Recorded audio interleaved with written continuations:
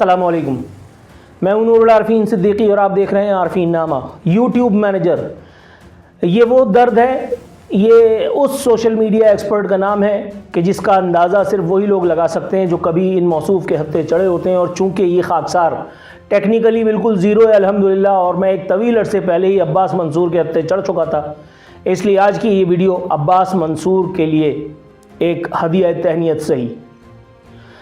मुझे बताया गया कि हमारी यूट्यूब मैनेजमेंट टीम में तशवीश की लहर दौड़ी हुई है कि काफ़ी अरसे से हम उन मौज़ूआत का इंतखाब कर नहीं पा रहे कि जिस पे लोग हमारी बात सुनना चाहते हैं, लोग रोस्टिंग देखना चाहते हैं। मुझे बताया गया लोग उन व्लॉगर्स को सुन रहे हैं अब कि जो एंटरटेनमेंट का सामान कर रहे हैं। मैंने ऐसे एक दो व्लॉगर्स के बारे में मालूमात की, तो जो नाम मुझे बताया गया, आप यकीन कीजिए ये आखिरी आदमी था इस रूए ज़मीन पर जिसके बारे में नूरुल आरफीन कभी बात करता। और ये नाम है उस गधे का जिसके बारे में मैं कह रहा हूँ ना कि मेरी जूती भी बात नहीं करती। मैं बात कर रहा हूँ डकी भाई की। ये बत्तख के मुंह वाला एक अजीबुल खलकत आदमी, मैं नेशनल टेलीविज़न पे बैठ के बात कर चुका हूँ फयाजुल हसन चौहान के साथ भी और पीपल्स पार्टी के दो चार लोगों के साथ भी कि मैं वो वाहिद एंकर होऊंगा शायद, या उन चंद गिने चुने लोगों में से होऊंगा जो टीवी पर ये एतराफ़ करते हुए भी नहीं हिचकिचाए कि उर्दू ज़ुबान की सकील गालियाँ मुझे अच्छी तरह से आती हैं। यानी ऐसी गालियाँ जो सुनकर कानों से खून और पीप, एक से खून और दूसरे से पीप जारी हो जाए। लेकिन आप यकीन कीजिए जब इस डकी भाई का नाम मैंने सुना और इसकी हरकतें मैंने देखी, मेरी गालियां हार गईं। मेरी गालियां थक हार करके उन्होंने हाथ खड़े कर दिए और उन्होंने कहा कि अगर इस बदबख्त पे हमें ज़ाया करोगे तो हम तुमसे बाज आए। मुझे बताया गया कि ये पाकिस्तान का सबसे बड़ा या चंद सबसे बड़े व्लॉगर्स में से, यूट्यूबर्स में से कोई एक फ्लाइट है। ये भी मुझे बताया गया कि ये वो आदमी है कि जिसने पाकिस्तान आमद पर डॉक्टर जाकिर नाइक का इंटरव्यू लिया था। ये वो आदमी जिसने डॉक्टर जाकिर नाइक के सामने खड़े होकर के जैसे ही मुंह खोला वैसे ही इसने मुंह से हगना शुरू कर दिया। कह रहा है कि आप मुझे पसंद हैं और दूसरे शाहरुख खान। अब एक गधे के बच्चे, कहाँ शाहरुख खान और कहाँ जाकिर नाइक। मगर तालीम से बिल्कुल नाबलद नाशना होने के सबब ये आदमी जो मुंह से लीड करने पर पूरी तरह से इस फन में यकता और यगाना है, इसकी एक हरकत सुन करके पहले तो मुझे यकीन नहीं आया। लेकिन जब मेरे दोस्तों ने, मेरी यूट्यूबर कम्युनिटी में से कुछ लोगों ने और ख़ासतौर पर मेरी यूट्यूब टीम ने मुझे जब बताया कि इस आदमी ने एक ऐसी भी हरकत की है कि जिससे सुनकर रोंगटे खड़े हो जाते हैं, लेकिन इसकी हर वीडियो मिलियंस में जाती है। जाहिर है कि जिस लेवल के उल्लू के पट्टे हमारे माशरे में मौजूद हैं, जिस लेवल के गधे हमारे अवाम हैं, उसी तरह के हमारे व्लॉगर्स भी निकलते चले आ रहे हैं और एक के बाद एक। पता है कि खैर मौजू पे आते हैं। इस आदमी ने अपनी बीवी तक को कमाई का जरिया बनाया।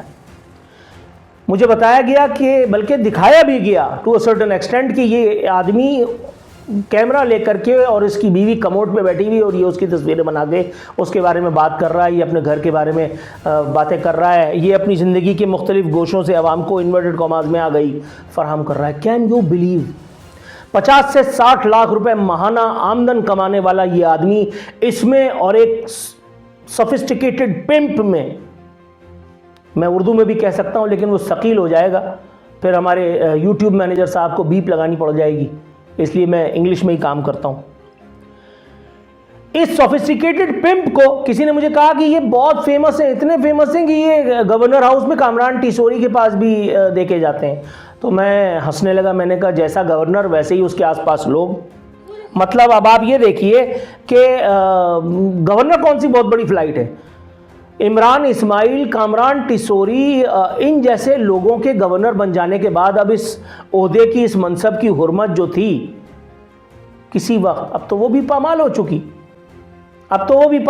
ये एक आईनी ओहदा हुआ करता था, लेकिन अफसोस अब हमारे गवर्नर भी व्लॉगिंग कर रहे हैं। अपने साहबजादे को उन्होंने व्लॉगर बनाया। उन्होंने अपनी सरकारी पोजीशन का फ़ायदा उठाते हुए डॉक्टर जाकिर नाइक को अपने साहबजादे के सुपुर्द फरमा दिया ताकि वो उनका इंटरव्यू लें और मीडिया की दुनिया में एक बड़ा नाम कमाएं। डकी भाई पे वापस आता हूँ वरना गवर्नर की ज़्यादा हो जाएगी। मैं इसकी वीडियोस के बारे में देख रहा था तो मुझे मालूम हुआ कि ये मोहतरम जो है वो अल्लाह पे यकीन भी रखते हैं। इनकी आखिरी वीडियो अब से 2 दिन पहले अपलोड हुई और उसमें ये कह रहे हैं कि I bought Uroob her dream car अल्हम्दुलिल्लाह। ये वो आदमी है कि जो अल्लाह के वजूद पर निस्फ ईमान रखता है। निस्फ मैं इसलिए कह रहा हूँ क्योंकि अल्लाह ने बाकी जो चीज़ें कही हैं, मज़हब ने, रसूल ने जो बाकी चीज़ें कही हैं कि औरत तुम्हारी इज़्ज़त है, इज़्ज़त को सरे बाज़ार चौक पे नीलाम नहीं किया करते, औरत के कंधों पे चढ़ कर के रोज़ी नहीं कमाते, इसने ये बातें नहीं सुनी मगर अपनी ऑल फॉल हरकतें करके 3-5 ज़राए से पैसे कमा करके और अपनी बीवी को एक नई कार दिला करके ये अल्लाह का शुक्र अदा कर रहा है। ये उस अल्लाह का शुक्र अदा कर रहा है कि जिसके हर हुक्म को ये पामाल करता बल्कि रौनता चला जा रहा है। इनकी वीडियोस जो हैं वो सुन करके, देख करके आदमी हैरान हो जाता है कि यार, और व्यूज़ हैं 1.6 million, 2.5 million, 2 million, living in Doraemon house, और क्या है, visiting my childhood house, 2.6 million. ये इस वीडियो में बता रहे हैं कि ये अपने अय्याम कमसिनी में स्कूल भी गए थे। 11 दिन पहले इनकी एक वीडियो अपलोड हुई है जिसमें ये इंकशाफ फरमाते दिखाई दे रहे हैं कि ये स्कूल भी गए थे, इनको स्कूल का मुंह देखना नसीब हुआ था। स्कूल में भी पिछली रॉ में ये आदमी होता होगा, मैं इस बात पे शर्त लगा सकता हूँ, अपनी ज़िंदगी को मैं दाव पे लगा सकता हूँ। इसलिए कि मेरी क्लास में जितने इस लेवल के लोग थे उनमें से कोई रिक्शा चला रहा है, कोई जो है बस का कंडक्टर है। इस आदमी ने ये शॉर्टकट लिया और आज ये मिलियनेयर है। अल्लाह की पनाह, अल्लाह की पनाह। पैसे का जहाँ तक है 2.6 मिलियन, कुछ लोग सोशल मीडिया पे तबर्रा करने में, फ़न में यकता और जगाना भी होते हैं। कमेंट सेक्शन में जा कर के वो अपनी हसरत पूरी करते हैं। कोई कहता है मेहनत कर, हसद न कर। मेहनत तो मीरा भी कर रही है डबल शिफ्ट में, रात 12 बजे के बाद जितनी मेहनत वो कर रही होती है, मेरा ख्याल है कि कम ही लोग कर पाते हैं। एक मीरा और एक सनी लियोनी, इन दोनों ने अकेले जितनी मेहनत की है इन्वर्टेड कॉमास में, मेरा ख्याल है कि पूरी इंसानियत भी इतनी मेहनत नहीं कर सकती। लेकिन भाई मैं बाज आया इस तरह की मेहनत से, उसी नौइयत की मेहनत ये हरामखोर कर रहा है। अल्लाह की पनाह। मैं बड़े ज़ब्त के बाद भी ये जुमला मैं इनकी नज़र किए देता हूँ। कह रहे हैं नेक्स्ट इंटरनेशनल ट्रिप कहाँ जा रहा है। उफ, Aroob surprised me with a 2.5 lakh Gucci wallet. यार मतलब यार, मेरी जो खुदा की कसम, मेरा ऑल फॉल बकने को दिल चाह रहा है। मैं सोच रहा हूँ कि मैं अपनी तमाम गालियाँ जो हैं वो शुगर कोटेड करके मैं कैसे दूँ, मैं म्यूजिकली वो गालियाँ इस आदमी को बक दूँ। लेकिन सबसे मज़े की बात आपको बताऊँ, एक ऐसे गधा छाप डॉक्टर को जिसको साला कंपाउंडर भी नहीं होना चाहिए, वो पिछले दिनों एक पॉडकास्ट में बैठा हुआ इस डकी भाई के बारे में पता है क्या कहता हुआ पाया गया। वो अफसोस का इजहार कर रहे थे कि इस तरह के लोग मतलब इस तरह की सड़क छाप हरकतों के ज़रिए से सोशल मीडिया पे बैठ करके लोगों को गुमराह कर रहे हैं, फांसी फैला रहे हैं। और ये वो बदबख्त है जिसकी डॉक्टरी नहीं चली तो ये सोशल मीडिया एक्सपर्ट, व्लॉगर बन गया, यूट्यूबर बन गया। ये इतना बड़ा डॉक्टर है, इतना बड़ा दाना है कि ये लोगों को बता रहा था कि समोसे, जो हम समोसे खाते हैं शाम के नाश्ते पर अक्सर, मतलब ये बता रहा है कि इसकी रिसर्च की रोशनी में इसके मुताबिक ये समोसे नामर्दानगी की सबसे बड़ी वजह है। मैं तो बचपन से समोसे खा रहा हूं, अल्लाह का शुक्र है मेरे 3 बच्चे हैं।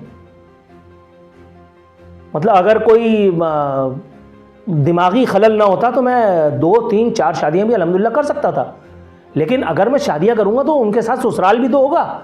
ये ससुराल नामी जलालत कौन भुगतेगा? वहां मेरी सास भी होगी, वहां ससुर भी होगा, वहां साला भी होगा, ऐसी की तैसी। मैं तो नहीं कर रहा। अगर नामर्दानगी का सबब ये समोसे थे तो भाई हमारे बाप दादे, उनकी पुश्ते ये साले समोसे खा करके ये इतने बच्चे पैदा करके और फिर ये अब जन्नतों की सैर कैसे कर रहे हैं। लेकिन हर वो चीज बिक रही है जनाब, हर वो चीज बिक रही है कि जिसके पीछे कोई बड़ा चूतियापा है, जिसके पीछे कोई बड़ी हिमाकत है, वो चीज बिक रही है और हाथों हाथ बिक रही है। 1.6 मिलियन, 2 मिलियन, मुझे कहा गया कि आप बैठ करके गाने गाएं।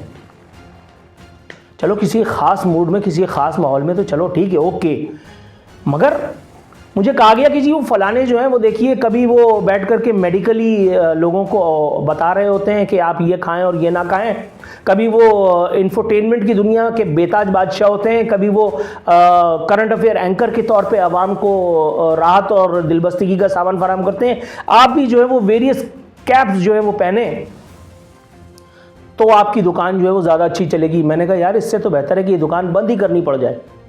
अभी कुछ और लोग हैं जिनकी नज़र मैं उतारूंगा इंशाअल्लाह, वक्तन फवक्तन नहीं, पै दर पै, ये आप देखिएगा और इंशाअल्लाह ताला ये देख करके आपको कुछ हो या ना हो, कोई शऊर आ गई, मिले ना मिले, खैर जिन लोगों को अल्लाह और उसके रसूल की बातें, कलाम इलाही और नबी करीम सल्लल्लाहु अलैहि वसल्लम के फरमुदात और इरशादात नहीं जगा सके, उनको मेरे छोटे मोटे वीलॉग्स और छोटी मोटी ये वीडियोस जगाने का काम मुझे बनेंगी। आप लोगों से किसी किस्म की कोई खुशफहमी तो नहीं है, बहरहाल ये अपने दिल की एक आग थी जो मैं निकाल करके जा रहा हूँ। फ़ी अमान अल्लाह।